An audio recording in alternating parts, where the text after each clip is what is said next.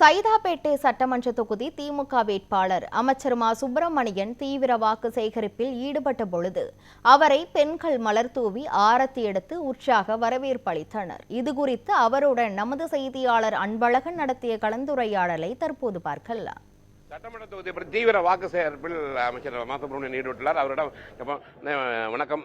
தொடர்ந்து தீவிர வாக்கு சேகரிப்பில் ஈடுபட்டு கள நிலவரம் இருக்கு. மாண்புமிகு தமிழ்நாட்டின் முதலமைச்சருடைய வழிகாட்டுதலோடு கடந்த ஒரு வாரமாக சைதை தொகுதியின் அனைத்து தெருக்களிலும் தனித்தனியே வாக்காளர்களை சந்தித்து வாக்குகள் கேட்டு வருகிறோம்.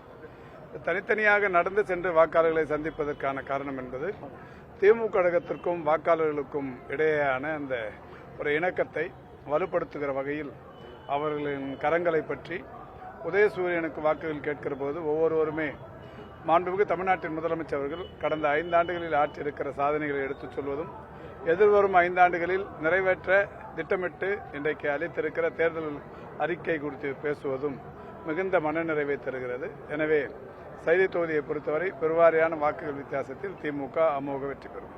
எதிர்கட்சிகள் குற்றச்சாட்டு சொல்லாம பாராட்டுகளா சொல்லுவாங்க. எதிர்கட்சி என்றாலே குற்றச்சாட்டு சொல்லணும்.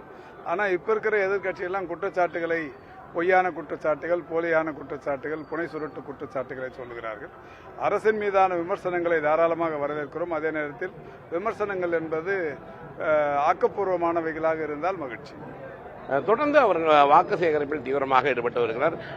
இந்த சைதை சட்டமன்ற தொகுதியை பொறுத்தவரை பல்வேறு நடவடிக்கைகள் எடுக்கப்பட்டிருந்தாலும் ஒரு சில வரக்கூடிய நாட்கள் மிக சிறப்பாகவே இந்த சட்டமன்ற தொகுதியை உட்பட்ட பகுதியில் செய்வோம் என்று உறுதியளித்து வாக்கு சேகரிக்கும் பணியில் ஈடுபட்டு வருகிறார். சுந்தருடன் அன்பழகன்.